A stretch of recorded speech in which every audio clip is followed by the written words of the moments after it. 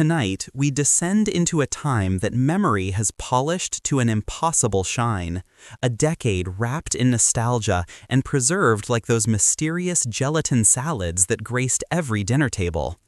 The 1950s in America, an era of gleaming automobiles and manicured lawns, of children named Skip and Debbie, of families who smiled for photographs while swallowing secrets that tasted like burnt coffee and unspoken fear.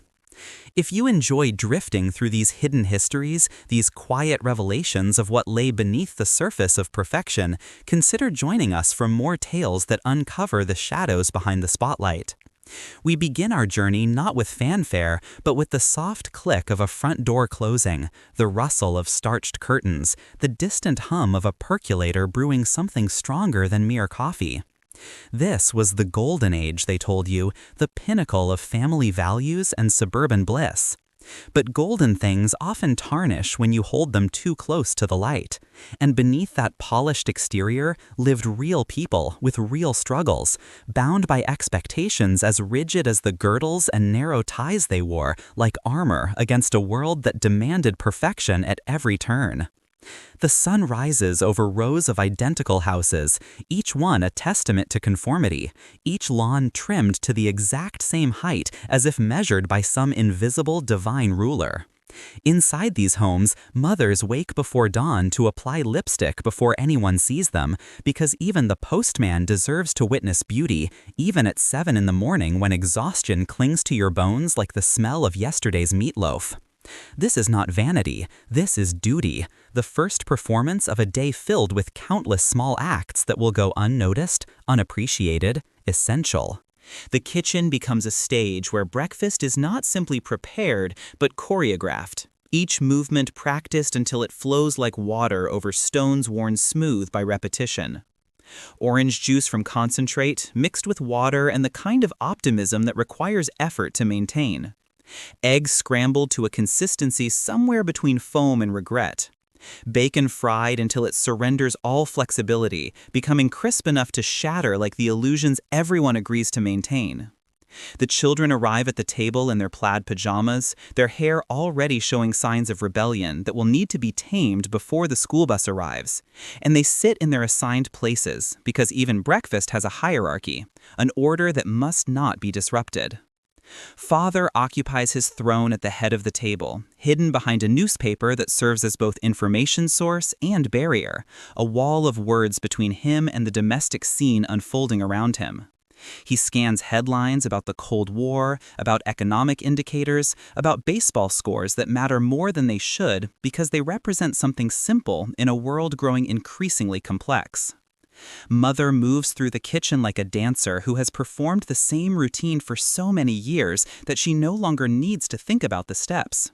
Pouring juice, flipping toast, reminding everyone about homework and shoes and the importance of good manners, as if civilization itself depends on keeping your elbows off the table. There is safety in this ritual, a comfort in knowing that this scene will repeat tomorrow and the day after, an endless loop of orange juice and burnt edges and the gentle clinking of silverware against plates. Outside, the atomic clock ticks forward, but inside this kitchen, time moves differently, measured in coffee refills and the gradual disappearance of food from plates. The children eat quickly, already thinking about the race for the front seat of the car, about the battles that await at school, about everything except the miracle of this meal, this moment, this family gathered together before scattering like dandelion seeds to face whatever the day demands. When breakfast ends, the kitchen falls silent except for the sound of running water and dishes being stacked, evidence being erased, as if the meal never happened, as if perfection requires that no trace of effort remain visible. Mother faces the cleanup alone, as she always does, as she always will, because this is her domain, her responsibility, her burden to bear with a smile that never quite reaches her eyes anymore.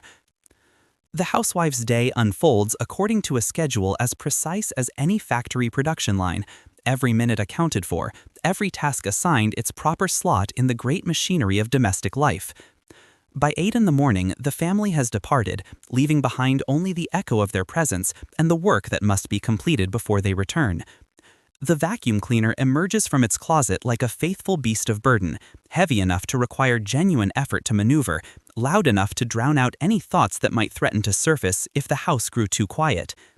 Dust is the enemy, an invader that must be repelled from every surface, every corner, every hidden place where it might gather and multiply and whisper about your inadequacy as a homemaker.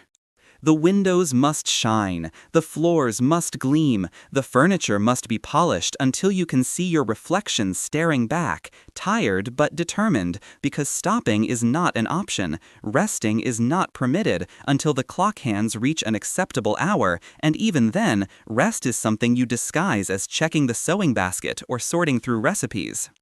Laundry day arrives with the weight of a military campaign, whites separated from colors with the seriousness of a surgeon separating vital organs, each load treated with chemicals and techniques designed to produce results worthy of display on the clothesline, that outdoor gallery where your competence is judged by neighbors who have nothing better to do than evaluate the brightness of your sheets. The washing machine shakes and rattles like it might achieve sentience and walk itself out the back door, but you coax it through another cycle, hanging each piece with precision, spacing them exactly right so the air can circulate, the sun can work its magic, and the birds can hopefully find somewhere else to conduct their business. Between the major battles, there are endless small skirmishes, the perpetual war against entropy that threatens to transform your home into chaos if you lower your guard for even a moment. Countertops must be wiped, mirrors must be cleaned, knickknacks must be dusted, pillows must be fluffed, carpets must show those perfect vacuum tracks that prove you have not been idle. The telephone rings, and you answer while scrubbing the sink, balancing the receiver between shoulder and ear, discussing the upcoming bake sale while mentally cataloging everything still left undone. Afternoon brings its own challenges, as children thunder home from school like a small invasion force, tracking in dirt and noise and the chaos of youth that must be contained, channeled, managed with snacks and homework supervision, and the kind of emotional labor that leaves no visible mark but drains you more thoroughly than any physical task. You become referee, nurse, teacher, cook, and counselor, all while maintaining the fiction that everything is effortless, that you have infinite patience and energy, that you are not counting the minutes until you can collapse into a chair for 30 seconds before starting dinner preparations.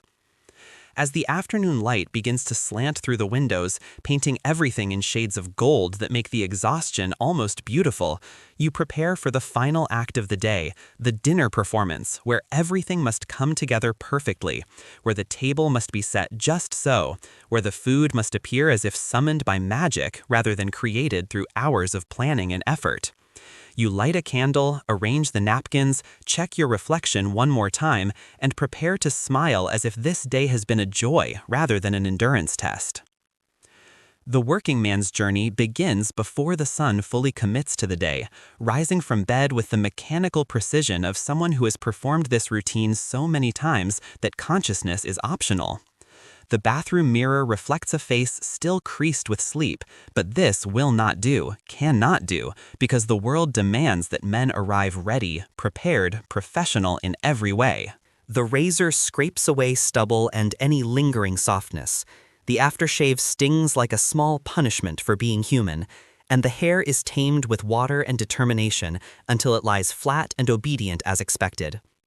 The suit is always gray, or perhaps a shade that aspires to gray, the uniform of a generation of men who learned that standing out is dangerous, that conformity is safety, that the nail which protrudes gets hammered down. The tie is knotted with practiced efficiency, the shoes polished to a shine that could signal aircraft, the briefcase packed with the essentials of modern business life, a thermos of coffee strong enough to fuel a small engine, a sandwich wrapped in wax paper that will taste like cardboard by lunch, and documents whose importance exists mainly in the minds of middle managers who need to justify their existence. Outside, the car awaits, a chrome-plated promise of mobility and status, longer than some studio apartments, and equipped with an engine that sounds like controlled thunder. The key turns, the engine roars to life, and he pulls out of the driveway to join the Great Migration, the daily pilgrimage of men in gray suits driving to glass towers where they will spend 8 hours pretending that pushing paper and attending meetings constitutes meaningful existence. The commute itself is a meditation, or perhaps a slow surrender, As identical cars merge into identical lanes, each driver wearing an identical expression of focused resignation. The radio plays big band music or news about events happening somewhere else to people who still feel things, and he listens with half his attention while the other half wonders how this became his life, when the dreams he once harbored got packed away like seasonal clothing, when the daily grind became not just routine but the entire definition of who he is. Downtown rises on the horizon like a concrete forest, all sharp angles and reflecting glass, and he finds a parking spot in a lot that smells like hot asphalt and crushed ambitions.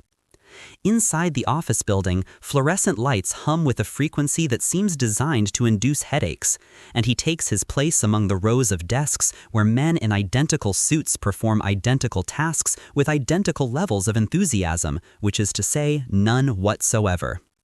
The work is not difficult, merely endless, a procession of memos and meetings and phone calls that could have been memos, all conducted in the professional monotone of people who have learned that showing emotion is unprofessional, that questioning the purpose is insubordination, that the path to success is paved with conformity and silence. Lunch arrives like a brief parole, 30 minutes to eat the sandwich that tastes like every other sandwich, to stretch legs that have forgotten how to move freely, to exchange pleasantries with colleagues whose names he knows but whose inner lives remain mysterious territories he has no map to navigate. They discuss sports, weather, anything except the gnawing sense that there must be more to existence than this, that the price of security might be too high, that the gray flannel suit has become not just clothing, but a second skin he cannot remove. At 5 o'clock, the great release occurs. Desks are cleared, briefcases are snapped shut, and the exodus begins, everyone moving in synchronized patterns like birds migrating to feeding grounds. He joins the flow, climbs back into his car, and points it toward home, toward the place where he is expected to transform back into husband and father, to shed the office persona and become something more human, though after 8 hours of suppressing every genuine impulse, he is not sure he remembers how. The drive home passes in a blur of familiar landmarks and unfamiliar thoughts, and by the time he pulls into the driveway, he has successfully buried whatever doubts surfaced during the day, packed them away in the same place he keeps all the other inconvenient feelings, the locked box in his mind labeled "Do Not Open." He emerges from the car, straightens his tie one more time, and walks toward the front door, ready to play his next role in the endless performance that is life in the 1950s. Children in this era are expected to be seen, preferably at a distance, looking clean and well-behaved, living proof that their parents have successfully fulfilled their duty to civilization. The morning inspection is thorough, hair parted with geometric precision, ears scrubbed until they practically glow, clothes so heavily starched that movement becomes a challenge, an exercise in maintaining form while navigating the demands of actual childhood. Shoes are polished, socks pulled up with military precision, and any hint of individuality is gently but firmly suppressed in favor of the uniform appearance that signals respectability. Children in this era are expected to be seen, preferably at a distance, looking clean and well-behaved, living proof that their parents have successfully fulfilled their duty to civilization. The morning inspection is thorough, hair parted with geometric precision, ears scrubbed until they practically glow, clothes so heavily starched that movement becomes a challenge, an exercise in maintaining form while navigating the demands of actual childhood. Shoes are polished, socks pulled up with military precision, and any hint of individuality is gently but firmly suppressed in favor of the uniform appearance that signals respectability. Breakfast is consumed under watchful eyes, every bite monitored for proper chewing, every sip of juice taken without slurping, because table manners are not merely courtesy, but a reflection of breeding, of character, of whether you will grow up to be a contributing member of society or one of those delinquents everyone whispers about. Conversation is limited to approved topics, school assignments, upcoming tests, the importance of good posture, anything except genuine thoughts or feelings, because children who speak their minds are children who have not been properly raised. School is another stage where the performance continues, where teachers rule like benevolent dictators, where students recite lessons they may not understand but dare not question, where conformity is rewarded and curiosity is viewed with suspicion. You stand for the pledge, hand over heart, words flowing automatically, and you wonder if anyone actually thinks about what they are saying, or if it has become just another ritual, another requirement, another way to prove you belong. Recess offers brief respite, a chance to run and shout and pretend to be free.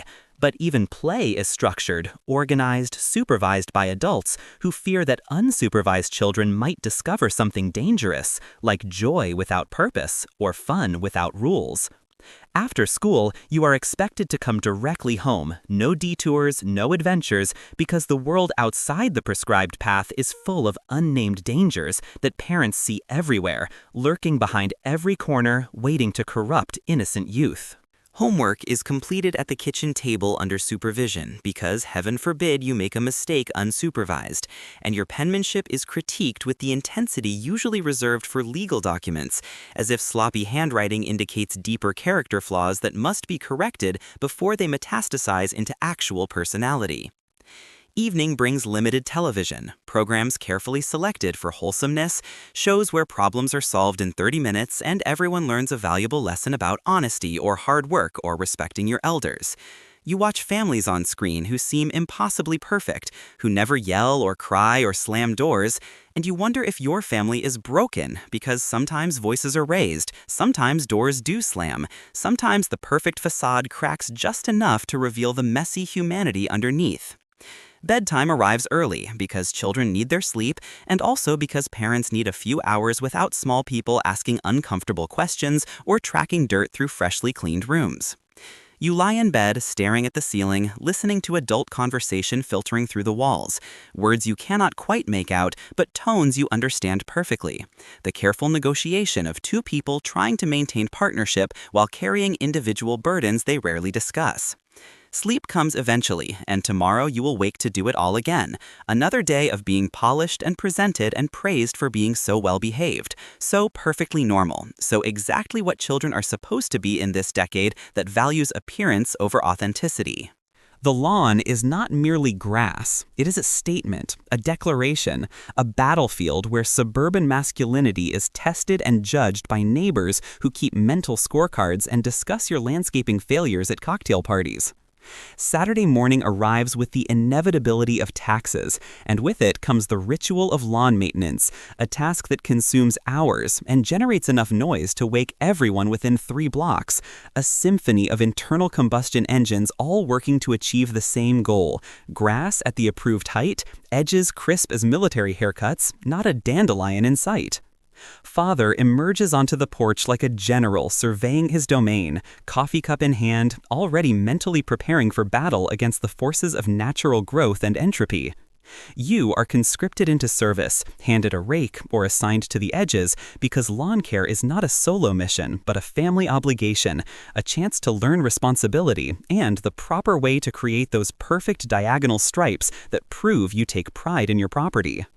The mower is cranky, requiring multiple pulls of the starting cord, and possibly some profanity muttered just quietly enough that mother cannot hear from inside. The work is hot, sweaty, endless, pushing the mower in straight lines while the sun beats down with enthusiasm usually reserved for punishment. The mower bag fills with clippings that must be emptied, dragged to the compost or the curb, and your back begins to ache in ways you are too young to fully appreciate, but old enough to resent. Edging requires precision, creating that sharp boundary between lawn and sidewalk, between your property and the chaotic world beyond, and any wavering of the line will be noted, remembered, discussed in tones of concern at the next neighborhood gathering. Between mowing sessions, there are expeditions to root out weeds, those vegetative insurgents that dare to exist where they are not wanted, their presence an affront to order and beauty and your father's vision of how things should be.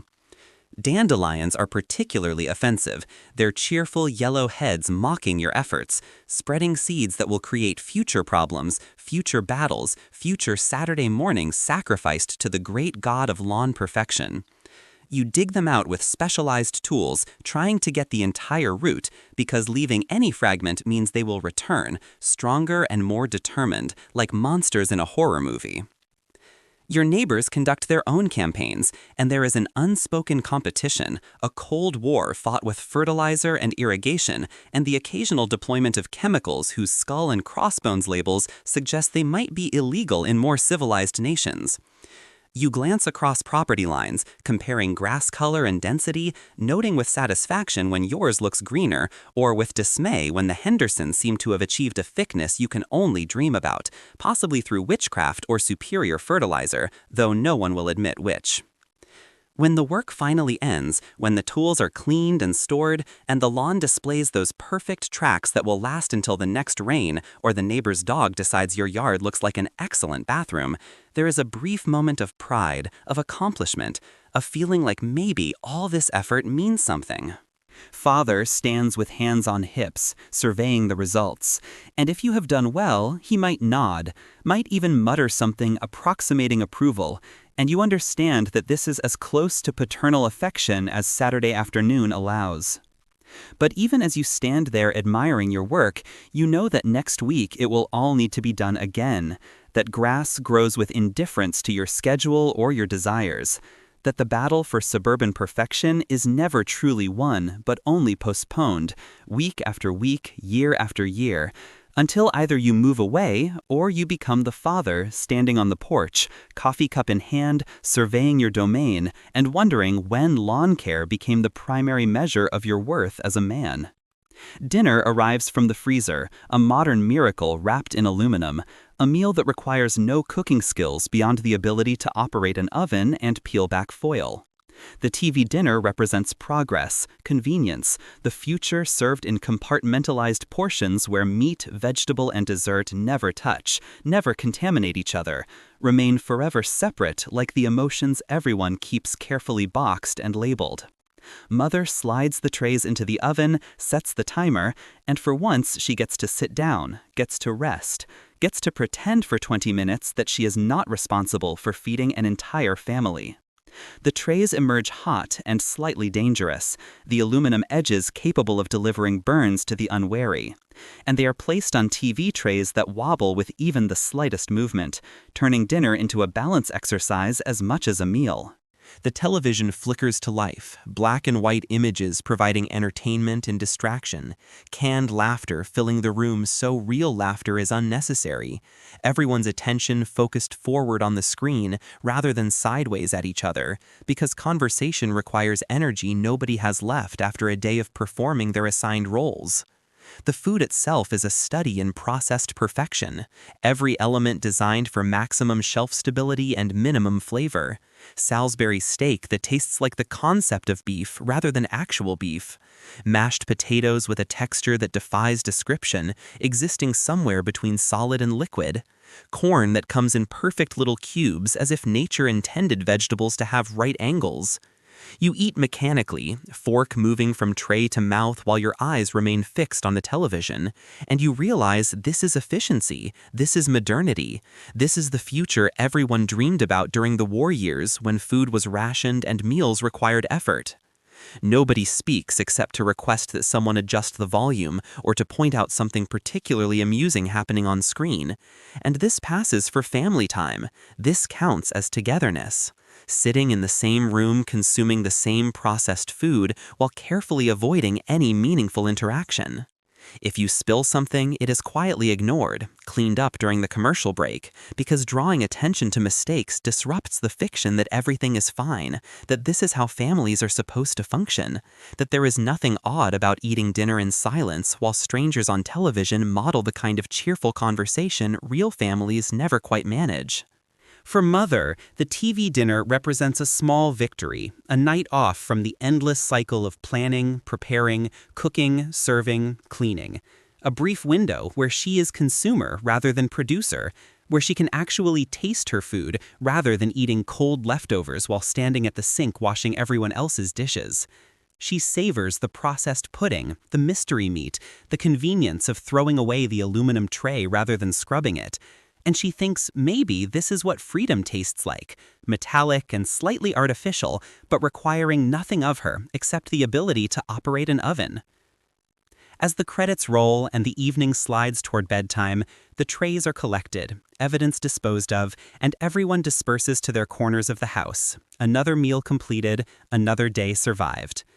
The TV dinner becomes memory, becomes nostalgia, becomes the thing people recall with inexplicable fondness years later, forgetting how the food tasted and remembering only the simplicity, the togetherness, the way it felt to sit with your family in the flickering blue glow of the television, united in silence, connected by proximity if not by conversation, together in the same way strangers in an elevator are together, sharing space without truly sharing anything at all. Medicine cabinets in this era overflow with solutions for problems nobody wants to name. Prescription bottles with pastel caps promising relief from nerves, from tension, from the exhausting effort of maintaining appearances 16 hours a day. The doctor's office becomes a regular stop for suburban mothers who arrive complaining of fatigue or vague feelings of dissatisfaction, and they leave with paper prescriptions for pills that will smooth the edges, dull the anxiety, make it possible to smile through another PTA meeting or bridge club afternoon without screaming. The pills are small, oblong, various shades of cheerful colors that seem designed to convince you they are harmless, helpful, exactly what you need to get through the day. They live in the kitchen cabinet next to the aspirin and the vitamins, normalized through proximity, just another part of the daily routine, like brushing your teeth or applying lipstick before leaving the house. The dosage is vague, take as needed, which becomes interpreted as take whenever the weight of expectation grows too heavy, whenever the gap between who you are and who you are supposed to be becomes too painful to bear without chemical assistance. At first, they work like magic, taking the sharp edges off your worry, making it possible to face the mountain of laundry or the neighborhood gossip without feeling like you might shatter into pieces. The world softens, becomes manageable, and you think perhaps this is how life is supposed to feel, this gentle floating through responsibilities without the constant undercurrent of dread. You sleep better, smile easier, find yourself able to nod and agree when your husband talks about finances or your mother offers unsolicited advice about your housekeeping. But gradually, subtly, the pills become not a tool but a necessity, not something you take but something you need. And the line between relief and dependence blurs like watercolors running together on wet paper.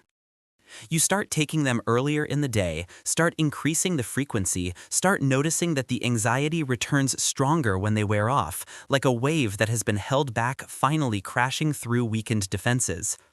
The doctor refills the prescription without comment, maybe adds a second medication to help with sleep, and nobody uses words like addiction or dependence because these are prescribed, therefore legitimate, therefore safe.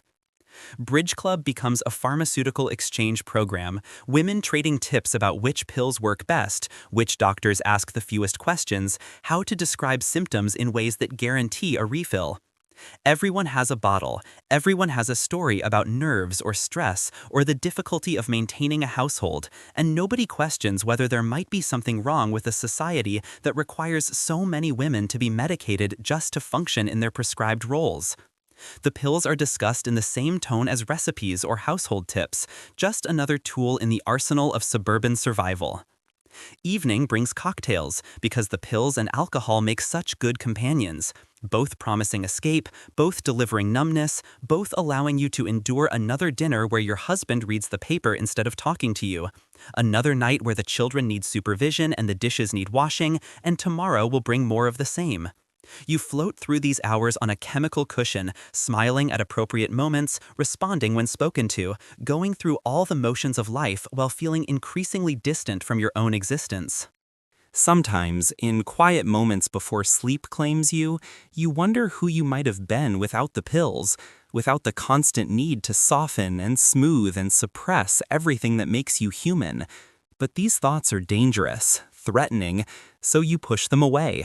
Reach for the bottle on the nightstand and swallow one more, just to help you sleep, just to get through to tomorrow, just to survive another day in paradise where everyone is happy and nobody admits that happiness requires pharmaceutical support.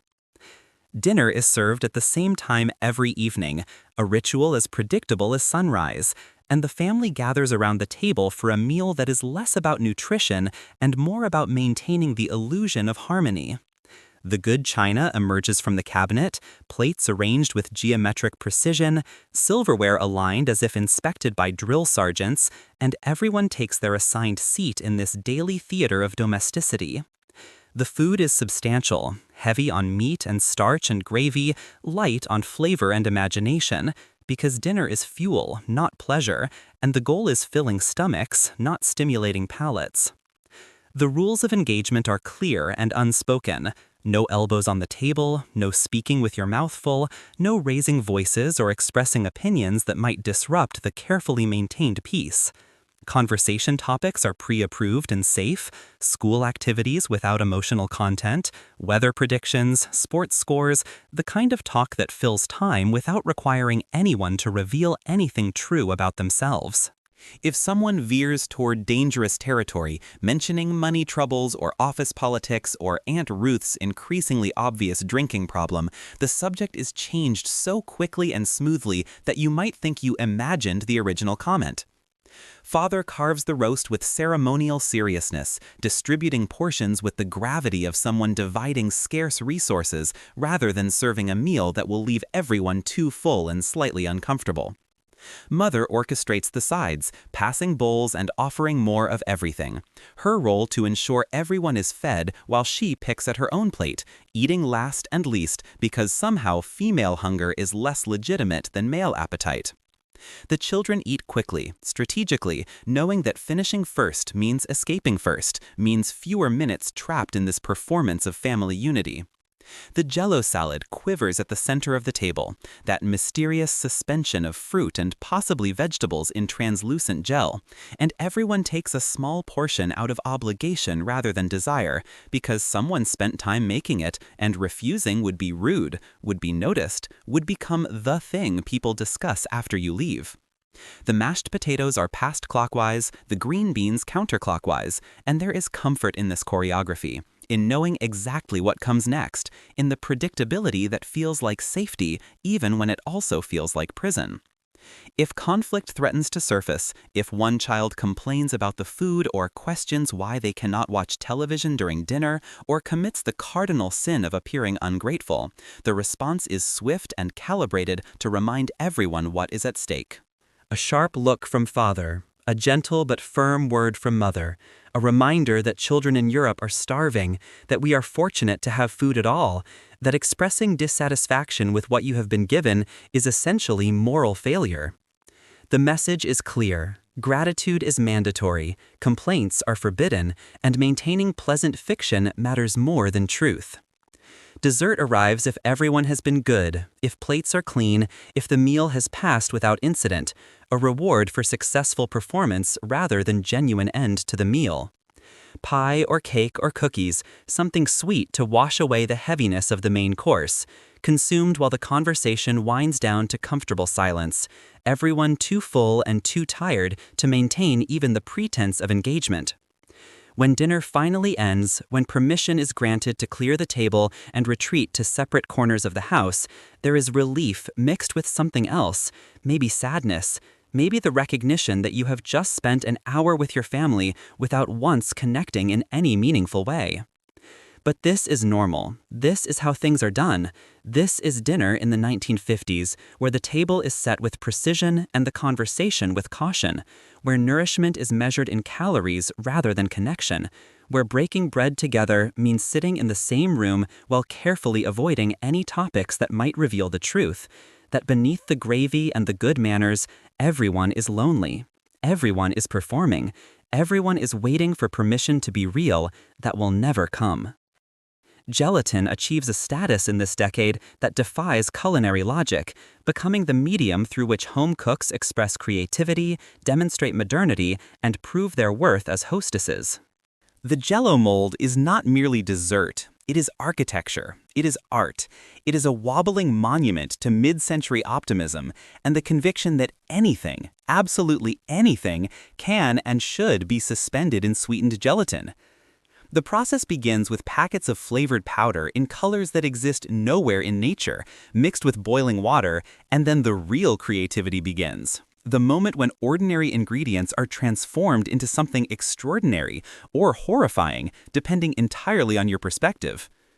Into the bowl go the additions, carefully selected or randomly chosen. Pineapple chunks and miniature marshmallows for the sweet version, shredded carrots and salad for the salad interpretation, tuna and olives for the dinner option that makes guests question your sanity and their own mortality. Everything is folded together with determination, poured into molds shaped like rings or fish or bundt pans, because if you are going to serve suspended food, it should at least have interesting geometry. The mold goes into the refrigerator, where it sets overnight, transforming from liquid to solid, from chaos to order, from questionable decisions to actual dish. The unveiling is dramatic, the mold inverted onto a plate, a gentle shake and prayer that it will release intact rather than collapsing into abstract expressionist sculpture. When it works, when the Jell-O emerges perfect and glistening, studded with visible chunks of mystery ingredients, there is genuine pride. The satisfaction of having created something that looks exactly like the picture in the magazine, that proves you are keeping up with modern trends, that demonstrates your worthiness as homemaker and hostess. Serving is its own ritual, slices cut with precision, each portion revealing its hidden contents like geological layers telling the story of questionable culinary decisions. Guests are expected to express delight, to compliment the color and the creativity, to take generous portions whether they want them or not, because refusing Jell-O is essentially refusing friendship, is suggesting that perhaps this whole exercise in suspended food science is ridiculous. You eat your portion with determination, experiencing textures that should not exist together, flavors that fight each other for dominance, the cold slipperiness that makes every bite an adventure in physics and willpower. The Jell-O mold becomes competitive, each hostess trying to outdo the others with increasingly ambitious combinations, pushing the boundaries of what can be contained in gelatin, testing the limits of good taste and structural integrity. The buffet table at any social gathering becomes a gallery of wobbling creations, each one more colorful and concerning than the last, and you navigate carefully, trying to determine which ones might be edible and which exist purely as artistic statements, or perhaps warnings about the dangers of too much optimism and not enough culinary training. But for all its strangeness, for all the jokes that will be made decades later about Jell-O salads and the questionable taste of the 1950s, there is something touchingly earnest about these creations, about women trying to make meals special and different, trying to embrace modernity and impress their peers with the tools and knowledge available to them. The Jell-O mold is artifact and symbol, representing both the creativity and the constraints of its era, both the abundance that allowed such experimentation and the rigid gender roles that channeled female energy into increasingly elaborate food presentations rather than broader ambitions. Tupperware arrives like a revolution packaged in pastel plastic, promising to solve the eternal problem of leftovers, to bring order to refrigerators, to save money and time and possibly marriages through the miracle of the burp seal.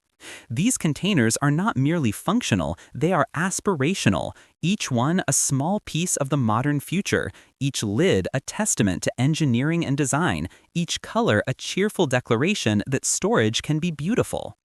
The Tupperware party becomes institution, social event disguised as shopping opportunity, where women gather to watch demonstrations and play games and purchase containers they probably do not need but definitely want. The hostess sets up her living room like showroom, towers of bowls and containers arranged by size and color, creating plastic rainbow that promises organization and control. The demonstration begins, the sacred ritual of the burp seal, where a lid is placed and pressed and released with that soft, satisfying sound that signals airtight perfection, proof that science and homemaking can coexist, that modernity is not threat but tool. Women lean forward, watching intently, because this matters, because proper food storage is not trivial concern but essential skill, because wasting food is sin and keeping things fresh is virtue. The sales pitch is gentle but effective, emphasizing not just utility but status, suggesting that women who use Tupperware are forward-thinking, efficient, better equipped to handle the demands of modern family life. The containers stack, they nest, they come in sizes for every possible need, from single serving to family feast. And there are specialized pieces for everything: celery keepers and deviled egg carriers, and containers with sections for separating different foods, like edible compartments for compartmentalized lives. You order more than you intended, caught up in the enthusiasm and the clever marketing and the genuine appeal of products that actually work as advertised. At home, the Tupperware takes over kitchen real estate, filling cabinets and drawers, becoming the primary storage system for leftovers and ingredients, and mysterious items that get pushed to the back of the refrigerator and forgotten until they achieve consciousness. The search for matching lids becomes daily scavenger hunt because somehow lids and containers breed independently, refusing to pair properly, hiding in different cabinets, mocking your attempts at organization. You develop strategies, systems for stacking and storing, rules about which containers are for leftovers and which are for special occasions, though you can never quite articulate what makes occasion special enough to warrant the good Tupperware. The containers travel, loaned to neighbors who bring over casseroles, taken to potlucks and church suppers, and the getting them back becomes delicate negotiation requiring patience and subtle reminders. Borrowed Tupperware that does not return is cause for genuine distress, not because of monetary value, but because of principle, because these containers are yours, part of your domestic arsenal, essential tools for maintaining household order. You keep mental inventory of what is out and with home, and you feel disproportionate joy when a prodigal container finally comes home. The Tupperware party creates micro-entrepreneurship, women earning commissions and recognition, and tiny measures of financial independence, building businesses one burp seal at a time. For a few hours each month, they are not just housewives, but saleswomen, business owners, hosts creating community and commerce in their living rooms, proving that domestic skills can translate into economic opportunity even within the constraints of their assigned roles. The plastic containers become more than storage, they become possibility, small pieces of a larger dream where women can be both nurturers and entrepreneurs, both homemakers and breadwinners, both domestic and ambitious.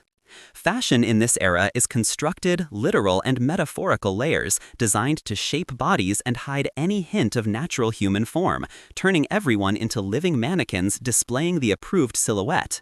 For women, this means foundation garments with engineering that rivals bridge construction, girdles that squeeze and compress, long-line brassieres that create specific approved breast shape, stockings held up with garter belts that require patience and flexibility to properly don. Getting dressed is not quick process, but extended preparation ritual, each layer added with care, each element designed to transform actual body into idealized shape that exists more in imagination than reality.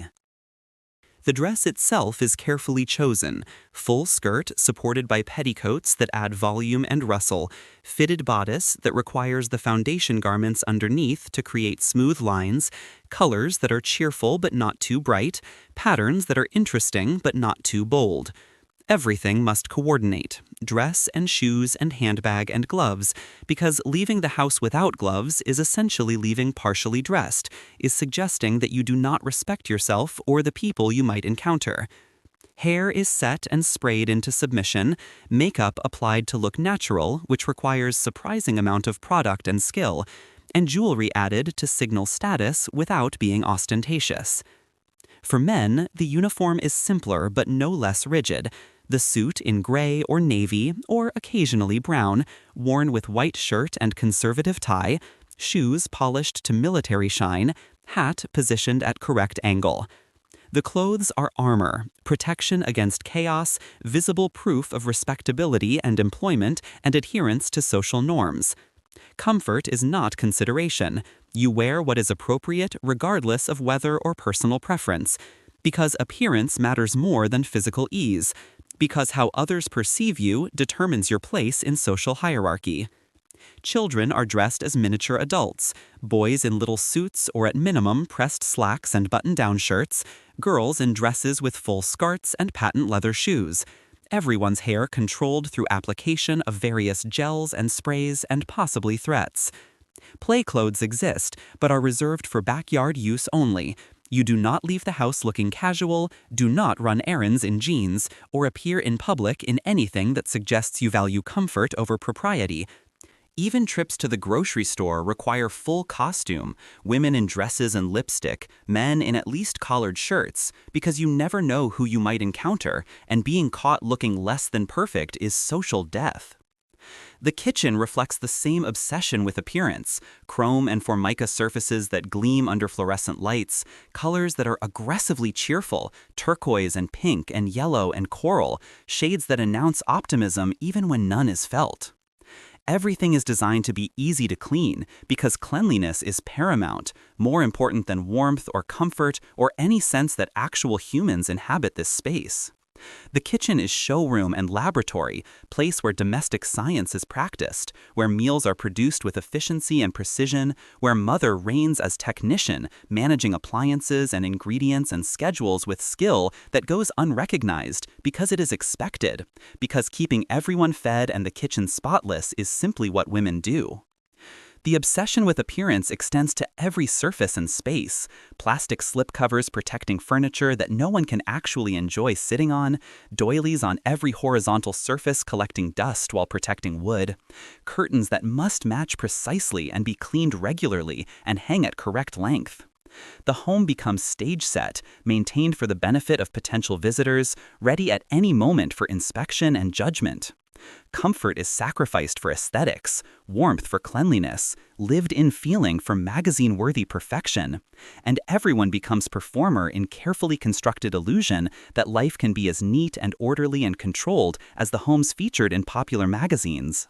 The basement fallout shelter starts as government recommendation and becomes domestic reality, space dedicated to the possibility of surviving nuclear war through combination of canned goods, concrete walls, and determined optimism.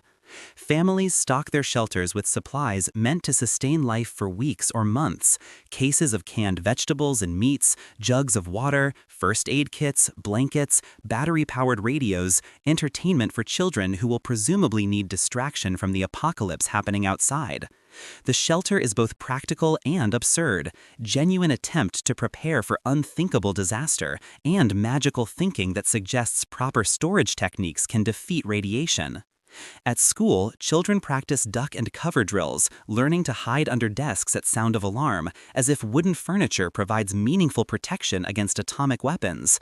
The drills are frequent enough to become routine, terrifying enough to create lasting anxiety, confusing enough that children struggle to understand what they are preparing for and whether survival is actually possible, or if these exercises are elaborate lie designed to provide illusion of control.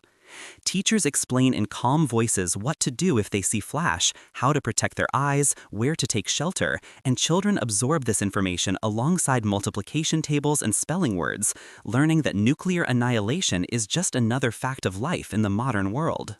The public service announcements on television show cheerful families surviving nuclear attack through preparedness and positive attitude.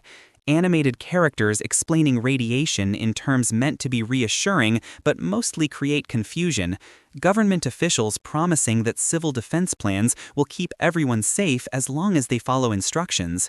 The message is clear: survival is possible, fear is unnecessary, proper preparation prevents poor performance even in the face of thermonuclear war. But underneath the official optimism, everyone knows the truth: that the shelters are inadequate, the preparations insufficient, that nuclear war is not survivable in any meaningful sense, but admitting this would require acknowledging that the arms race is leading nowhere good, and that the emperor has no clothes, and the shelter has no real walls. Families gather around televisions at night to watch news anchors explain the latest developments in Cold War, the tensions and near misses and continuing buildup of weapons on both sides. And parents try to shield children from the worst implications while also preparing them to hide under desks. The contradiction is exhausting: trying to maintain normal life, encouraging children to plan for future and dream big dreams, while also acknowledging that future might include mushroom clouds and fallout. The basement shelter becomes symbol of this contradiction: practical recognition of danger, and determined refusal to let fear prevent living. Concrete bunker filled with canned peaches and hope. The shelter also becomes storage space, because maintaining peak readiness is difficult when nothing happens, when the bombs do not fall and the sirens remain silent except for tests. The emergency supplies get pushed to the back to make room for holiday decorations, the water jugs gather dust, the radio batteries slowly die, and the shelter transforms from survival station to cluttered basement corner. But the anxiety remains, humming beneath daily life like electrical current you cannot see but always feel. The knowledge that world could end at any moment, that all your preparations might be futile, that the space between normal and catastrophe is measured in minutes and missile trajectories.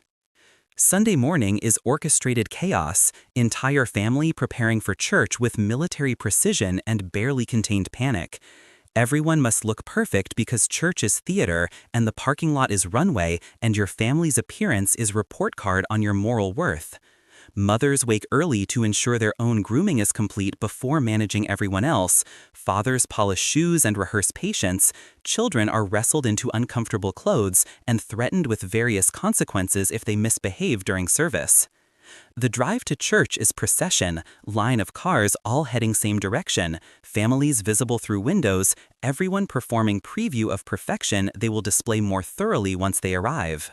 The parking lot is where real service happens, informal gathering where status is established through subtle demonstrations of prosperity and piety.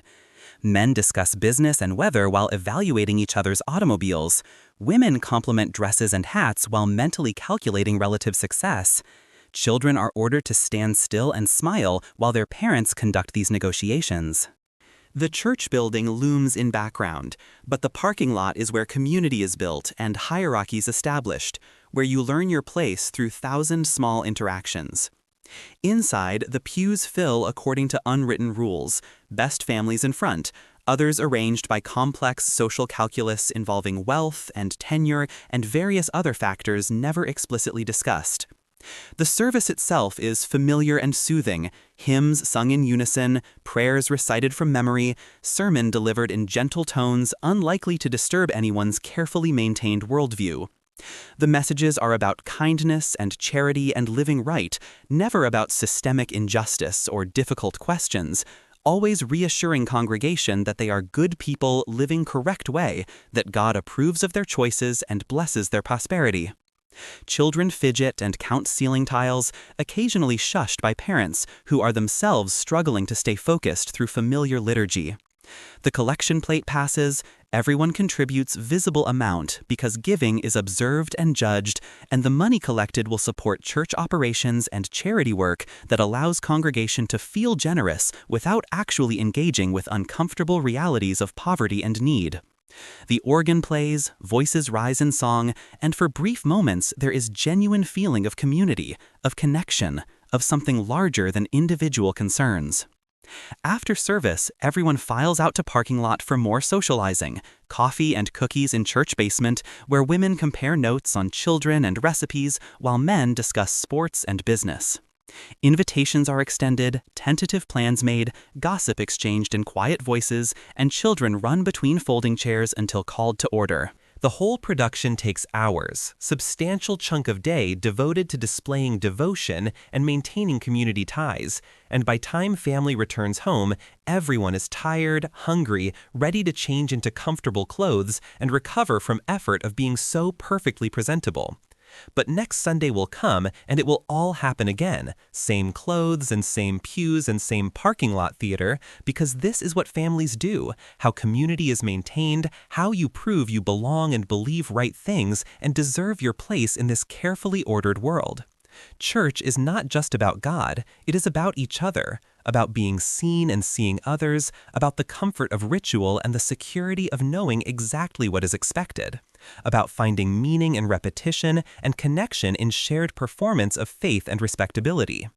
The school bake sale is battlefield disguised as fundraiser, where mothers compete through baked goods to establish dominance in complex social hierarchy of the parent-teacher association. The announcement goes out weeks in advance, giving everyone time to plan strategy, select recipes, and practice in hope of achieving something impressive enough to generate compliments, but not so impressive as to make others feel inadequate and possibly hostile. The politics are subtle but real, long-standing rivalries playing out through choice of frosting and precision of pie crust, alliances formed over exchange of recipes and broken over suspicion of store-bought contributions. The PTA meeting itself is exercise in controlled chaos, agenda covering everything from playground equipment to teacher appreciation to the controversial topic of allowing comic books in classroom library. The president maintains order with cheerful firmness, calling on members to speak, deftly redirecting when conversation veers toward dangerous territory, keeping everything moving forward toward predetermined outcomes. There are committees for everything, sign-up sheets passed around, and complicated politics around who gets assigned to which task based on previous performance, availability, and various social factors too complicated to explain but universally understood. The gossip flows between official business, whispered conversations about whose marriage is struggling, whose child is having trouble in school, whose financial situation might less stable than appearances suggest. Information is currency, traded carefully, offered as confidence to cement friendship, or weaponized as rumor to damage reputation. The PTA is intelligence network as much as parent organization, everyone gathering data and sharing selectively, navigating complex web of relationships and rivalries. The bake sale brings everything to head, tables loaded with cookies and cakes and brownies and mysterious bars, each contribution labeled with baker's name because anonymity would defeat the purpose. Mothers arrive early to secure best positions, arrange their offerings attractively, ensure good lighting and prominent placement. The judging is unofficial but real, everyone walking past and evaluating, complimenting lavishly while mentally ranking, noting who brought what and how it compares to previous efforts and general standards of excellence. Children are currency too, behavior and achievement reflecting on parents, particularly mothers, who are held responsible for how offspring turn out. The child who causes disruption or falls behind academically becomes mother's failure, evidence that she is not managing her primary responsibility adequately. The star student or well-behaved child brings glory to entire family, but especially to mother who clearly excels at her role. Women bond over shared struggles of raising children, commiserate about difficulties, celebrate successes, and silently compare to determine relative standings. The spring pageant is ultimate prize, chance to direct and control major event, to showcase organizational skills and creative vision, to receive recognition and gratitude and temporary power. The competition for pageant chair starts months early with subtle campaigns, women positioning themselves as capable and available, demonstrating relevant skills through volunteer work, building coalitions of support. The selection is political process, voting influenced by friendships and past favors and complicated calculations about whose turn it is and who will do best job versus who will cause least controversy. Through all the meetings and bake sales and careful negotiations, there is real community being built, women finding connection and purpose, creating social networks that provide support and entertainment, exercising skills and intelligence in the limited arena available to them. The PTA is simultaneously trivial and essential, ridiculous and meaningful, the vehicle through which women exercise power and influence in society that officially limits their options, the place where they can be leaders and organizers and decision-makers, even if only about baked goods and school events. The recreation room in the basement is adult sanctuary, place where formal roles can relax slightly, where drinks flow and conversation ventures into territory never discussed upstairs. This is where parents remember they are people, not just performers in family drama, where laughter comes easier and guards drop incrementally. The card games are excuse rather than purpose, hands of gin rummy or bridge providing structure, while real activity is social connection, sharing frustrations and fears in disguised language, finding solidarity in knowing others feel the same pressures, the same exhaustion, the same occasional doubts about choices made and paths taken. The bar cart is well stocked, bottles of gin and bourbon and various mixers, glasses that get refilled frequently as evening progresses, loosening tongues and lifting spirits.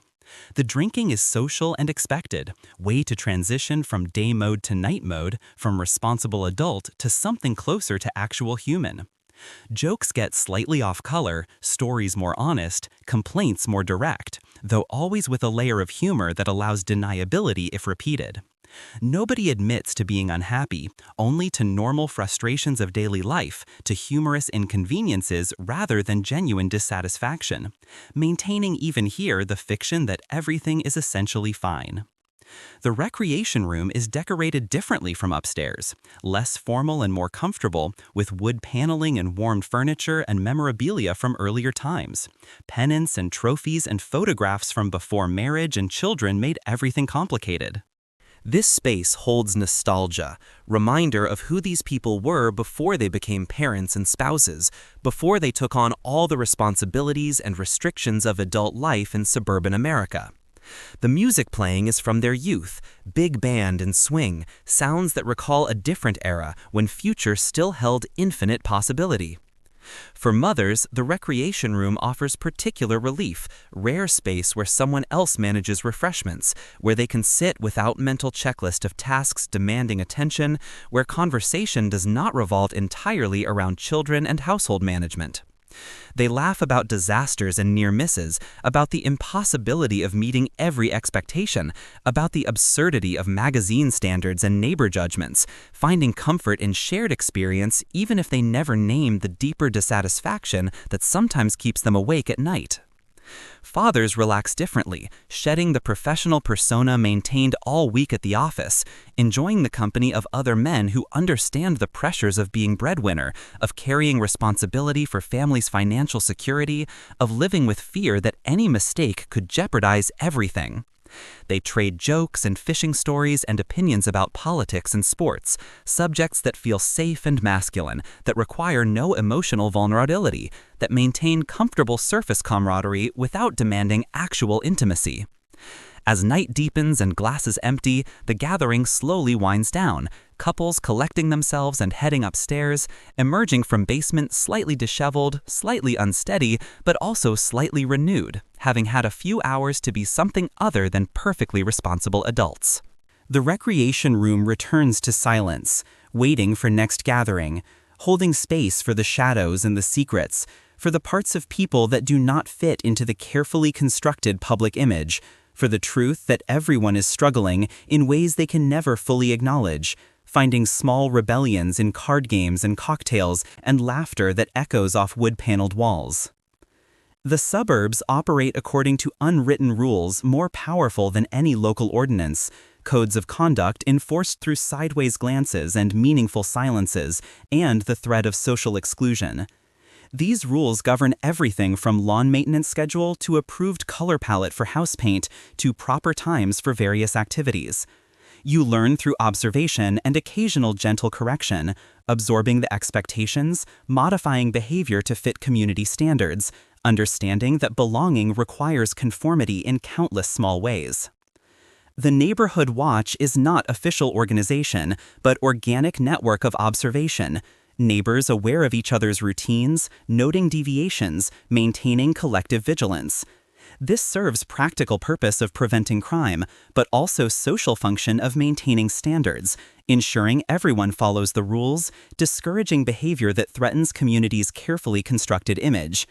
The elderly widow across the street knows everyone's schedule, the time husband leaves for work, when children catch school bus, when mail arrives, and deviations from pattern trigger concern or curiosity or judgment depending on circumstances. Privacy is luxury available only to those who draw their curtains, and drawn curtains themselves are suspicious, suggesting something to hide, implying that perhaps you are not proud of your life, or worse, that you are engaged in activities better kept from public view. The proper level of openness is calibrated carefully, enough visibility to prove you have nothing to hide, enough privacy to maintain domestic fiction, windows that reveal neat living rooms and kitchens, but not bedrooms or bathrooms or anywhere genuine human life might complicate the narrative. Violations of community standards are addressed through indirect means, casual comments that carry unmistakable messages, helpful suggestions that are actually corrections, the organized withdrawal of friendliness that punishes without requiring confrontation. If your lawn grows too long, someone mentions how nice the neighborhood looks this year, except for 1 or 2 properties. If your children are too loud, you receive concerned inquiry about whether everything is all right at home, implying that only troubled families produce disruptive children. If you paint your shutters wrong color or park your car wrong direction or display holiday decorations outside approved timeline, the community expresses its displeasure through 1,000 small cuts until you correct the error.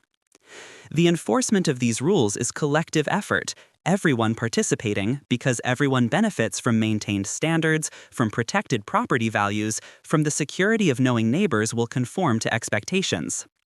The social pressure is intense precisely because it is distributed, coming from all directions simultaneously, making resistance feel impossible, making conformity feel like only rational choice. You learn to monitor yourself, to check your behavior against community standards before anyone else has to correct you, internalizing the surveillance until it becomes second nature. But beneath the enforced conformity, resentment simmer, frustrations build, individuals chafe against restrictions that feel increasingly arbitrary and oppressive. The rebellions are small, planting slightly wrong flower, letting grass grow an extra day, declining to participate in block party. Tiny assertions of independence that test boundaries without breaking them completely. These gestures are noticed, remarked upon, added to the mental file that community maintains on every resident, influencing standing and reputation in ways both subtle and significant. The neighborhood functions like small town despite being part of larger metropolitan area, everyone knowing everyone else's business, reputations built and destroyed over years of accumulated observations. Moving to the suburbs means joining this community, accepting its rules, participating in its rituals, surrendering some individual freedom in exchange for belonging and security. The trade-off seems reasonable at first, especially to people who grew up in more chaotic or dangerous circumstances, who value stability and order and the promise that following rules will result in safety and prosperity.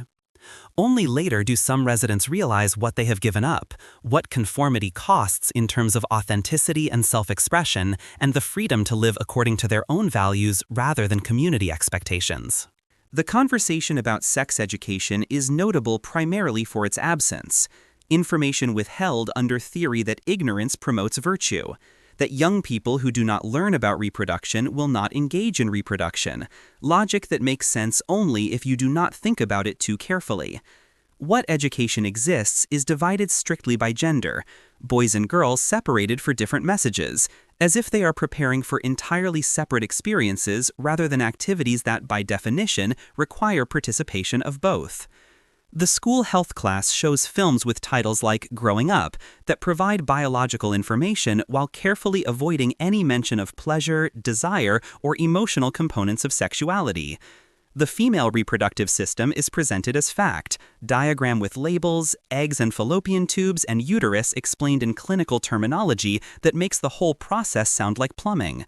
The male system receives similar treatment, all mechanics and no meaning, as if understanding how things work physically will somehow provide all necessary knowledge for navigating actual human relationships. Parents handle the topic through avoidance, punctuated by occasional vague warnings. Mothers telling daughters about menstruation in hushed voices, fathers taking sons aside for awkward talks about responsibility and consequences that explain nothing while implying everything. The message is clear. Sex exists but is not to be discussed. Bodies do things but we do not talk about those things, and any questions you have should be suppressed because asking demonstrates unhealthy interest. The result is generation of young people learning from whispered rumors and misinformation, from fragments overheard, from creative misinterpretation of biology textbook diagrams. The double standard is comprehensive, boys expected to be curious and experimental within limits, girls expected to remain pure and ignorant until marriage magically transforms appropriate knowledge. A boy who knows too much has been educated by older brother or permissive friend, concerning, but boys will be boys. A girl who knows too much has been corrupted, reputation damaged, future prospects dimmed, because nice girls do not think about such things, do not ask questions, do not demonstrate interest in their own bodies or anyone else's. The result is wedding nights where two people who have been kept deliberately ignorant attempt to figure out what goes where based on instinct and minimal whispered advice from married friends, fumbling encounters that would be comedic if they were not also sad, evidence of profound societal failure to prepare people for basic human experience. The embarrassment and confusion could be avoided through honest education, but honesty would require acknowledging that sex exists outside of procreation, that pleasure is part of the equation, that women have desires too, ideas too threatening to the established order to be admitted. The back seats of cars become laboratories where young people conduct their own research, learning through experimentation, setting their own boundaries, sometimes making mistakes with consequences that could have been avoided through proper education. The secrecy adds danger and excitement, transforms natural curiosity into forbidden fruit, makes everything more intense and more fraught than necessary. Some figure it out successfully, others carry confusion and shame into adulthood, damaging their relationships and their self-understanding in ways that take years to unravel.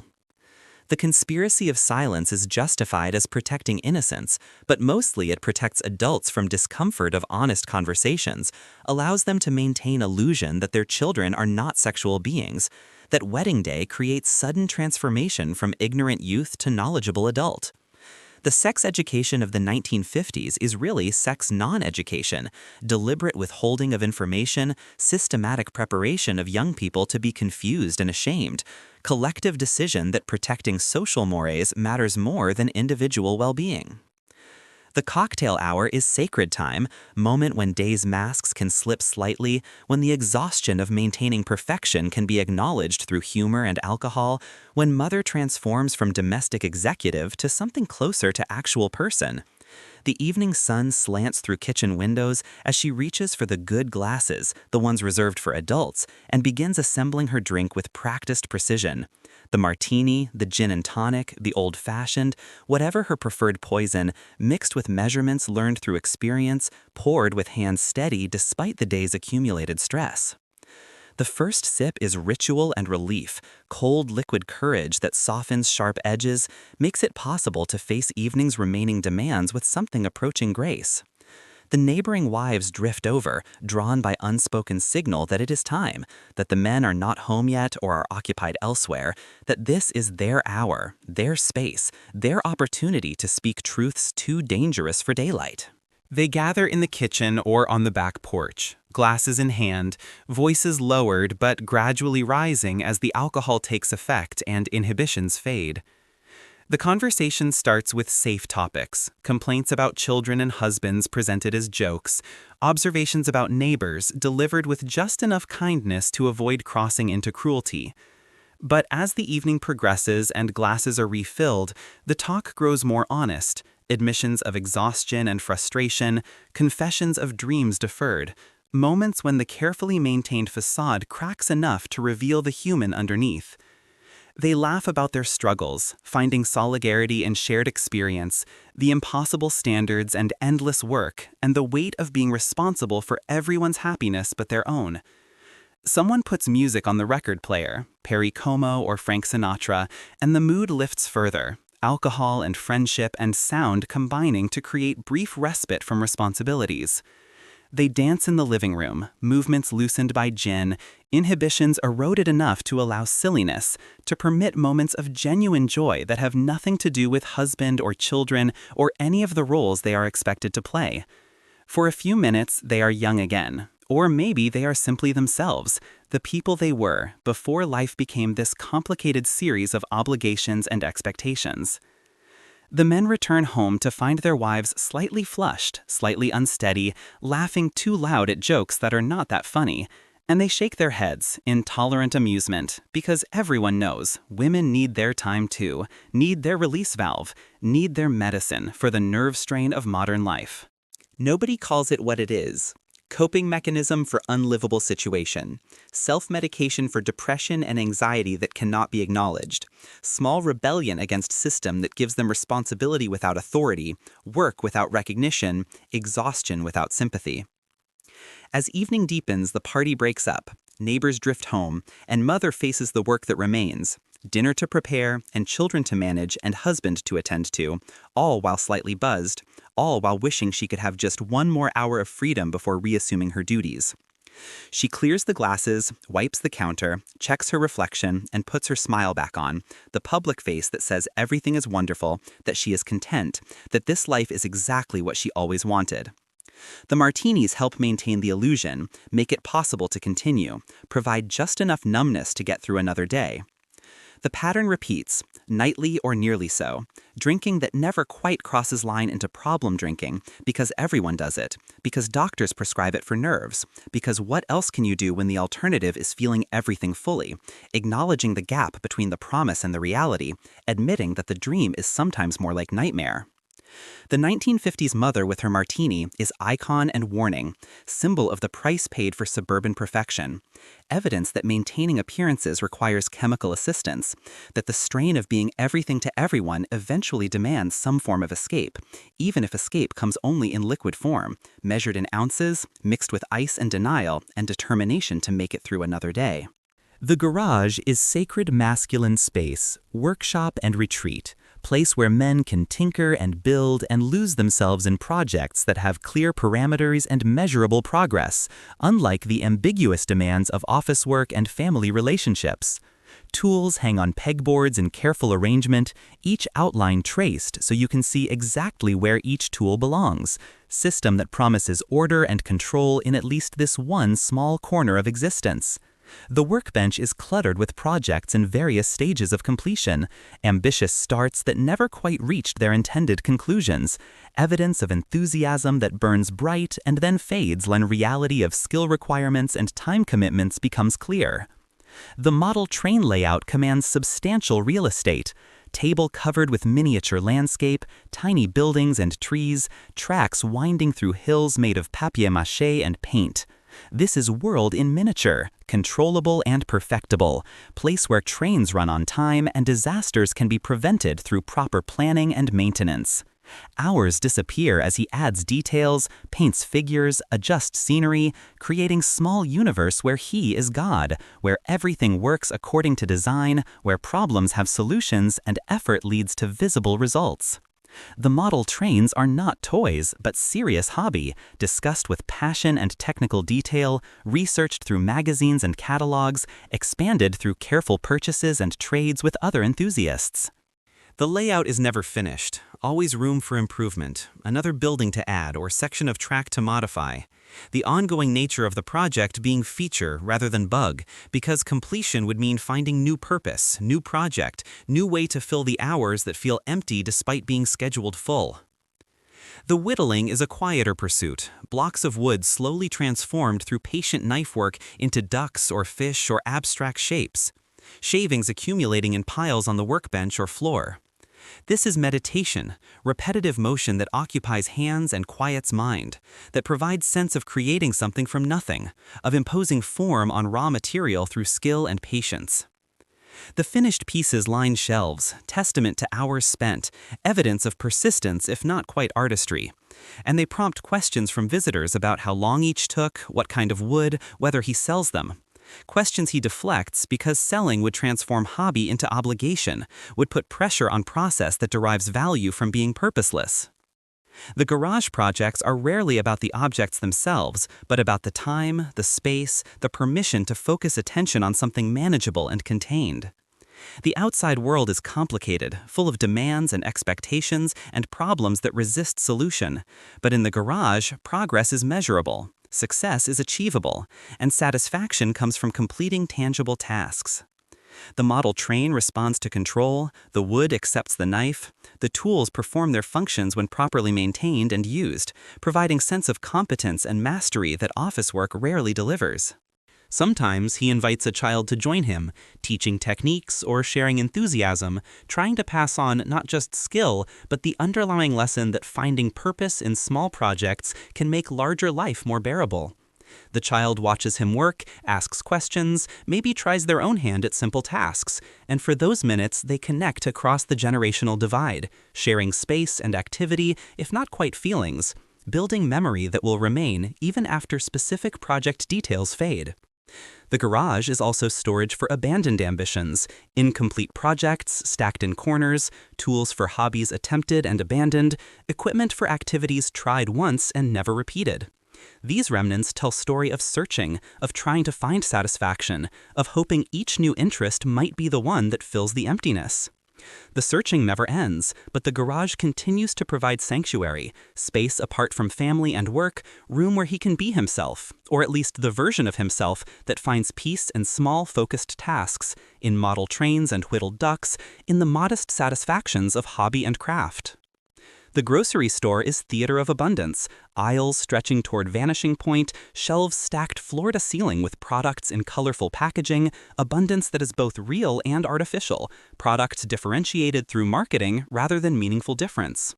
The shopping expedition requires planning and endurance, written list in hand, coupons clipped and organized, children managed and hopefully contained in the cart's special seat, though they have already begun campaigning for treats. The produce section displays vegetables and fruits arranged for maximum visual appeal. Pyramids of citrus, neat rows of apples polished to impossible shine, lettuce that will wilt within days but looks perfect now under the misting system. The housewife selects carefully, checking for blemishes and soft spots, weighing options against budget constraints, mentally planning meals for the week ahead, calculating portions and preferences, and the reality that children will refuse to eat most vegetables regardless of preparation method. The canned goods aisle is where shopping becomes serious, choosing between competing brands of essentially identical products, using coupons that might save nickels but require careful reading of fine print and restrictions.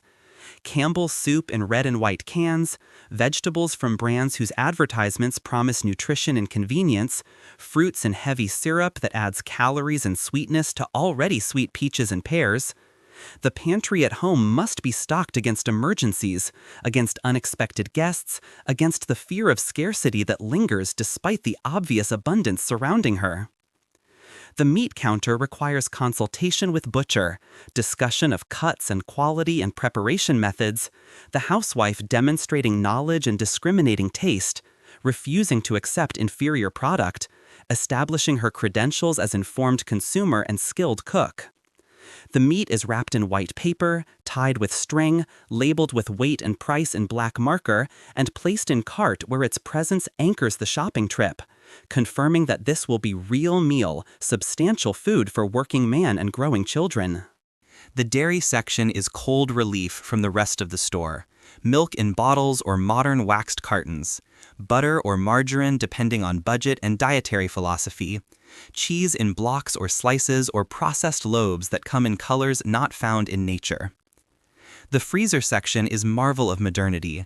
Swanson TV dinners and frozen vegetables and novelties like fish sticks that transform seafood into finger food for children, all made possible through refrigeration technology that allows storage and transport, that breaks connection between season and availability, that makes summer fruit possible in winter, asparagus in autumn, anything, anytime as long as you have money and freezer space.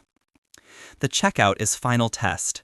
Items unloaded and tallied, coupons presented and hopefully accepted, total calculated and compared against mental budget, exact change provided or check written, groceries packed into paper bags by teenage employee who carries them to car with varying levels of care.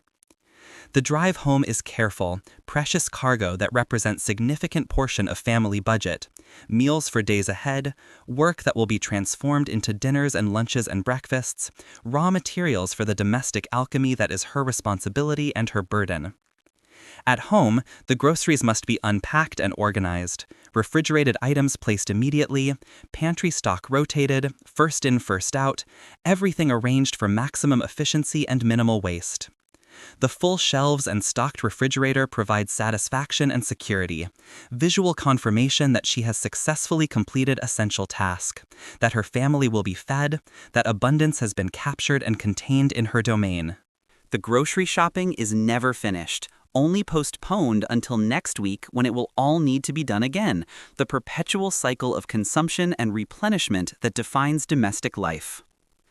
Teenagers in the 1950s navigate impossible contradiction, expected to be innocent and knowledgeable, obedient and independent, childlike and mature, meeting all these conflicting demands while their bodies and minds undergo transformations nobody will discuss in any helpful detail.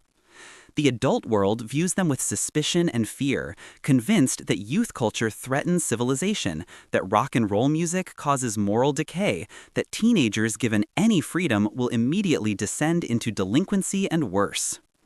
The clothing choices become battleground, parents insisting on respectability while teenagers push boundaries, trying to signal belonging to peer group while not provoking parental intervention that would be socially disastrous. The boys experiment with hair length and denim, the girls with skirt lengths and makeup, everyone trying to balance teenage coolness with parental approval, knowing that the consequences of going too far include both social exclusion and grounding, twin nightmares that motivate constant calculation of acceptable rebellion. The music is language adults do not speak, rhythms and lyrics that speak to teenage experience in ways nothing else does, providing validation and excitement and sense of shared generational identity. Rock and roll is not just music, but movement, declaration of independence, and adults recognize this even if they cannot articulate why it frightens them. The music is raw and emotional, and undeniably sexual in ways that polite society pretends sex is not, making it dangerous, making it essential, making it the soundtrack for teenage awakening that adults would prefer to prevent or at least ignore. The car represents freedom, mobility, possibility of escape from parental supervision, access to world beyond neighborhood boundaries. Getting driver's license is a rite of passage, proving maturity and responsibility, earning privilege that expands world exponentially. The car dates are adventure and risk, opportunity for privacy and conversation, and physical intimacy away from watching eyes. Experiments in relationship and identity conducted in confined space that feels infinite compared to living room couch with parents nearby. School is social laboratory, place where hierarchies are established and identities tested, where popularity is currency and fitting in is survival strategy. The cafeteria reveals social structure, tables divided by invisible borders, each group defending territory and membership, outsiders learning quickly where they do not belong. The hallways between classes are brief freedom, opportunity to see and be seen, to exchange glances and notes and quick conversations that feel important because everything feels important when you are discovering yourself and your place in the world. The parents fear teenage sexuality most of all, the possibility that their children will make mistakes with permanent consequences, that pregnancies will derail futures, that reputations will be destroyed through indiscretion. The fear is not unfounded given the complete absence of useful sex education and the very real social consequences of teenage pregnancy in era before legal abortion and widespread birth control. But the fear manifests as control and surveillance rather than education and support, creating adversarial dynamic where teenagers hide and lie and take risks precisely because they cannot be honest. The teenage years in the 1950s are training ground for adult life, teaching conformity through social pressure, demonstrating that belonging requires sacrifice of individuality, preparing young people to take their places in suburban landscape where following rules and maintaining appearances matter more than authenticity or fulfillment. Some teenagers accept this lesson gladly, relieved to have clear expectations and defined path. Others rebel in ways small and large, sensing that the bargain is unfair, that trading genuine self for social approval is too high a price, that there must be other ways to live, even if they cannot yet imagine what those ways might look like.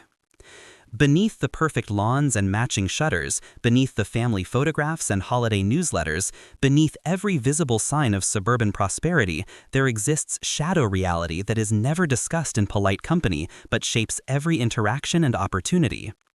The neighborhood covenants are legal documents with social consequences, contracts that restrict who can buy property, who can live in these carefully planned communities, language that says without saying that this space is reserved for specific types of people and everyone else should look elsewhere.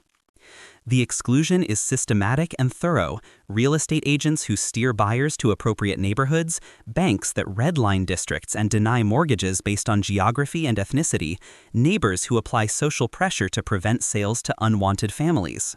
The mechanisms are numerous enough that explicit discrimination is rarely necessary.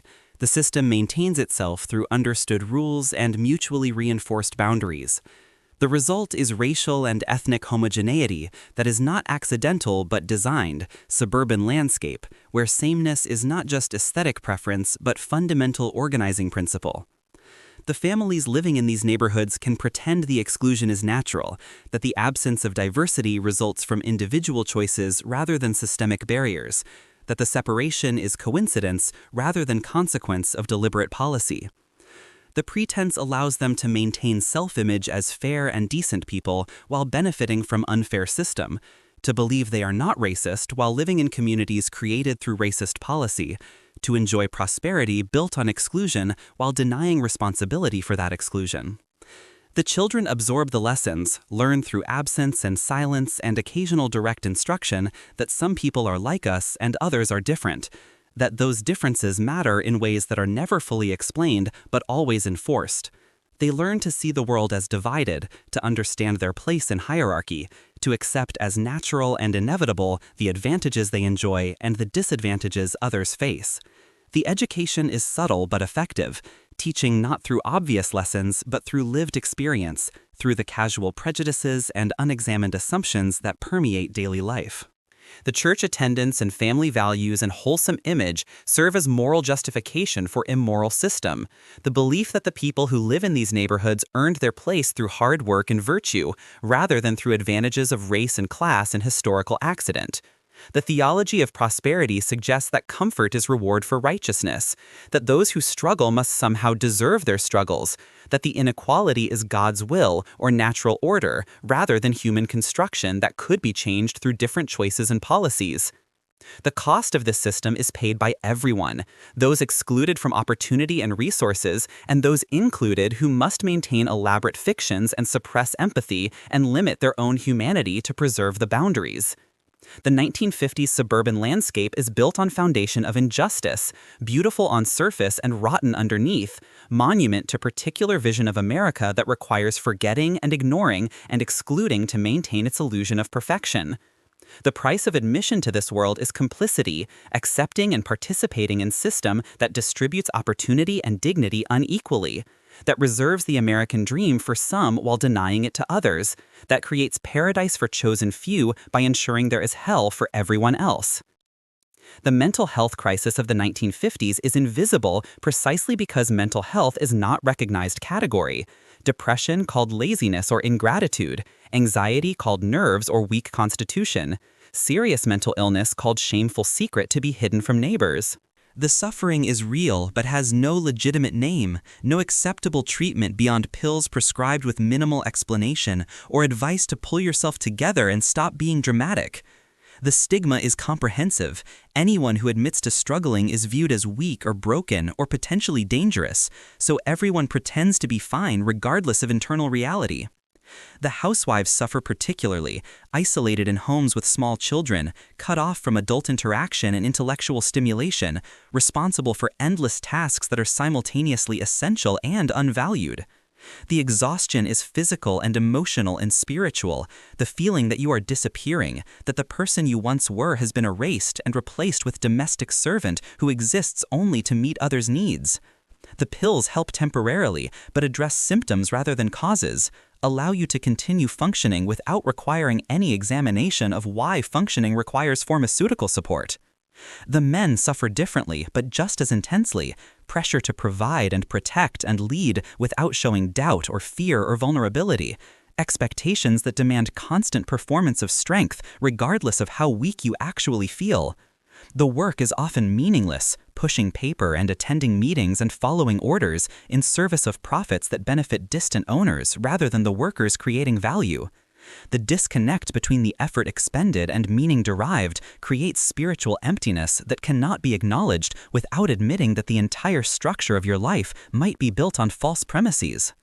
The children sense the tension even when they cannot name it, absorbing the anxiety and depression and unspoken desperation that saturates their homes despite the superficial cheerfulness. They learn early that feelings should not be expressed, that problems should not be discussed, that the proper response to any difficulty is to smile and pretend everything is fine. This training serves them poorly, creating adults who cannot process emotion or ask for help, who replicate the same patterns of suppression and denial, who pass the dysfunction to the next generation. The solutions offered are inadequate, rest cures that remove women from their homes but not from the circumstances causing their distress. Talking therapies that blame individuals for failing to adjust rather than questioning whether the society might be unadjustable. Medications that numb without healing. The fundamental problems are not addressed because addressing them would require admitting that the system is broken, that the suburban dream has dark side, that maybe the emphasis on conformity and appearance and rigid gender roles creates conditions incompatible with human well-being. Some people break under the pressure, crack so completely that they can no longer maintain the facade, and they are quietly hospitalized or institutionalized, removed from view so their struggles do not contaminate others with doubt or fear. These cautionary tales circulate in whispers, warnings about what happens when you cannot cope, incentive to try harder to maintain the performance regardless of the cost. The message is clear. Falling apart is not acceptable. Seeking help is admission of failure.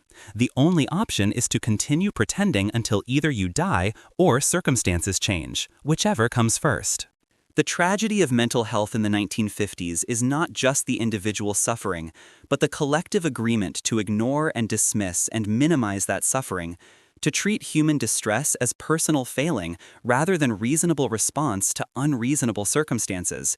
The emotional repression creates pressure that has to go somewhere, manifesting in physical symptoms and substance abuse and toxic family dynamics, in casual cruelty and rigid rule enforcement, and desperate clinging to illusions that might shatter if examined too closely.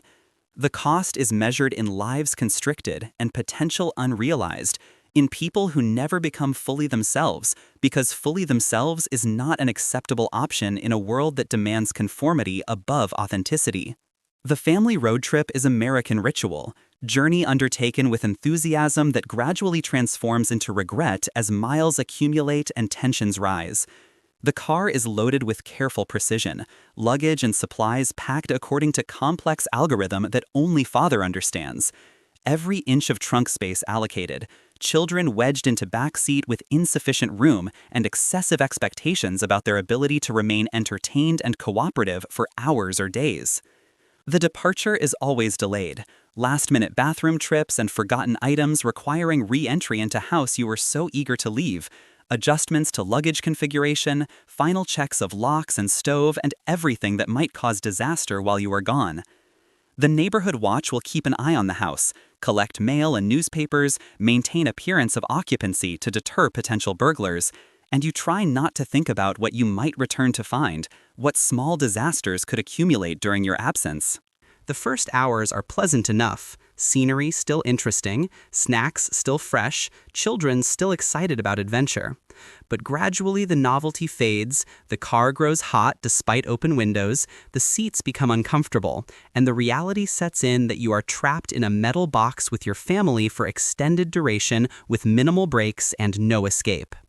The fights begin over trivial things, territory disputes in backseat, disagreement about temperature or radio station, requests to stop that are denied until they become urgent and unavoidable.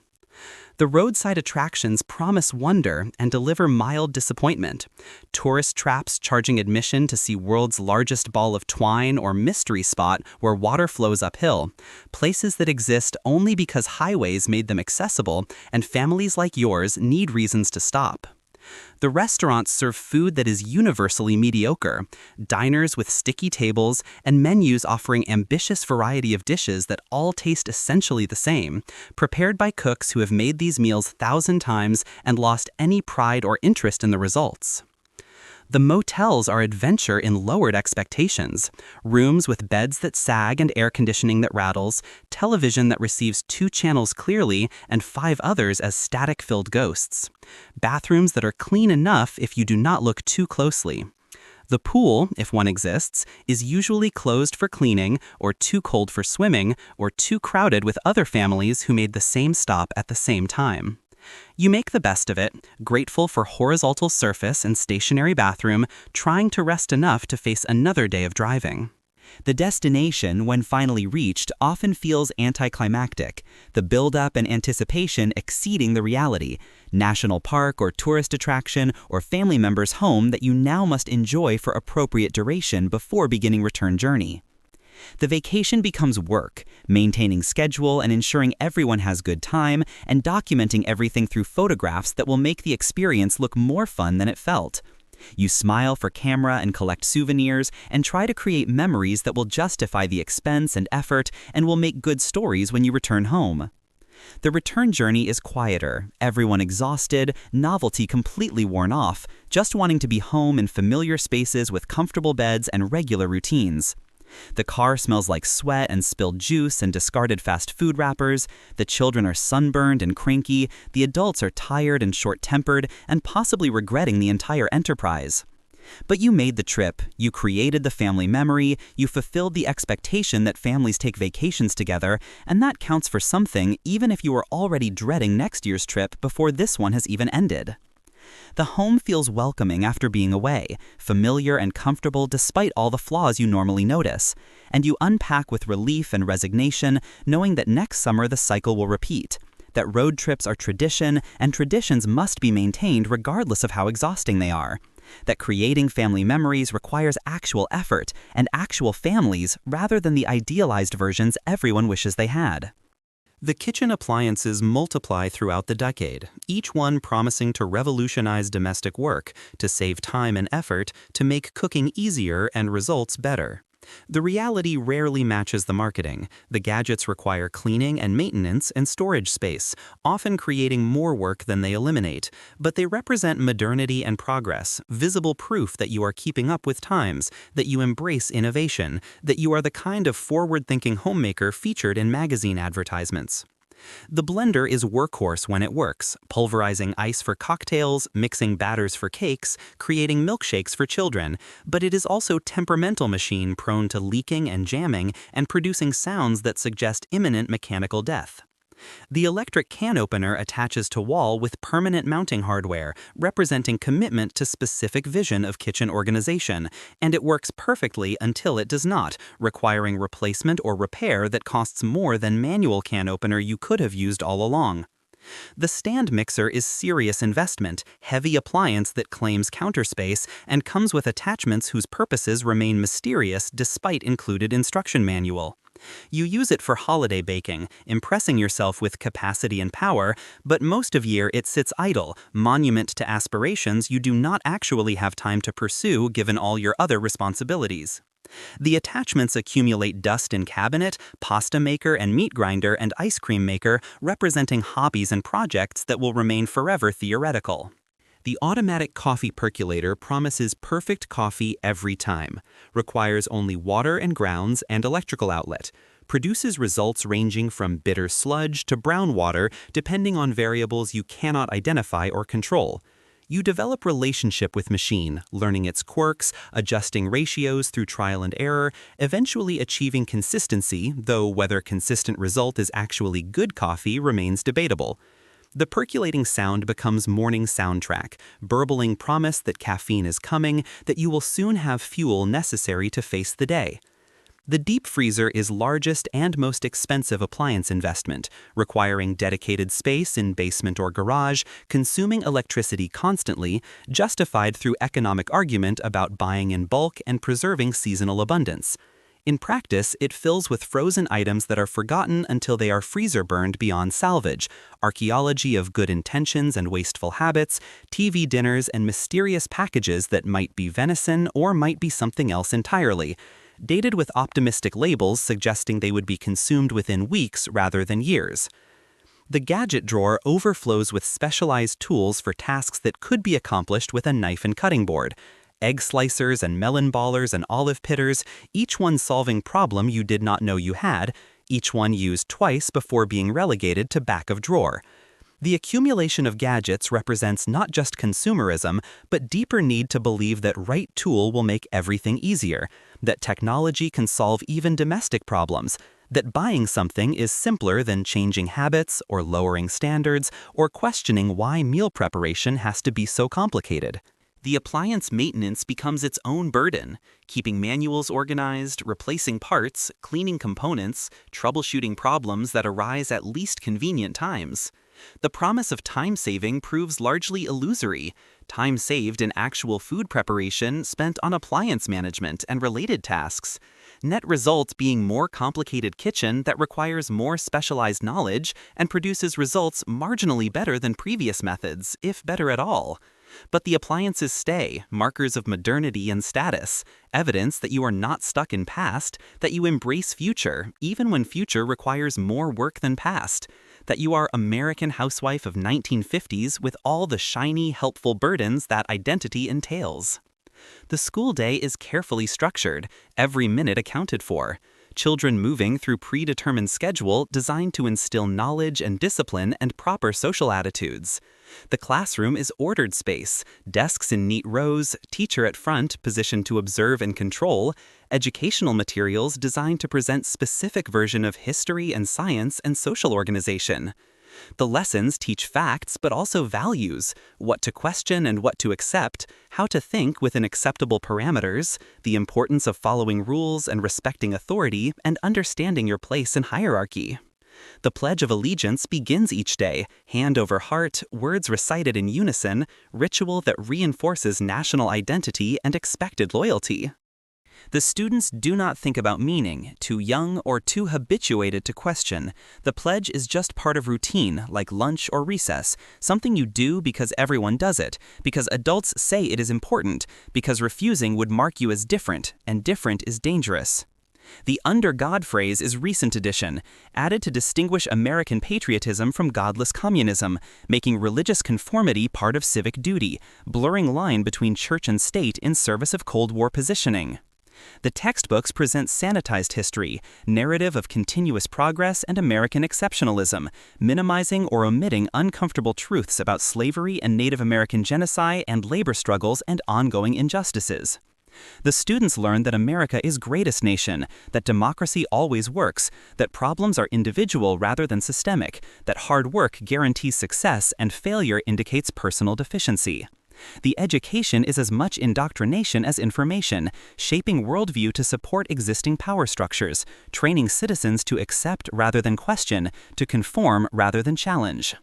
The social studies lessons teach current events through Cold War lens, presenting communism as existential threat, capitalism as natural and superior system, any criticism of American society as dangerous radicalism or communist sympathy. The students practice duck and cover drills, learning to fear nuclear attack while being taught that American military power protects them, creating paradox of simultaneous security and terror that shapes their generation's psychology. The civil defense education is simultaneously practical preparation and emotional manipulation, using children's fear to build support for arms race and military spending, teaching them that constant vigilance and occasional panic are normal parts of life. The discipline is strict and sometimes harsh, physical punishment still accepted and practiced, students learning obedience through fear of consequences. The teacher's authority is absolute. Questioning or contradicting brings swift punishment, creating environment where conformity is survival strategy and independent thinking is liability. The students learn to keep opinions to themselves, to give teachers answers they want rather than expressing own thoughts, to perform understanding rather than achieve it, to pass tests rather than actually learn material. The school socializes as much as educates, teaching gender roles through separated activities and different expectations, preparing boys for public sphere of work and leadership, preparing girls for domestic sphere of support and caregiving. The career counseling reinforces these divisions, boys encouraged toward business and science and trades, girls toward teaching and nursing and secretarial work. Any deviation from expected path met with discouragement and warnings about difficulty of unusual choices. The education prepares students for slots in existing social order, maintaining rather than challenging, reproducing rather than transforming, ensuring that next generation will inherit and perpetuate the same structures and hierarchies. The school is microcosm of larger society, small world where all the rules and expectations and injustices of adult world are practiced and refined, where children learn their places and accept their limitations, where potential is channeled into acceptable directions, and anything outside the approved path is gently or firmly discouraged.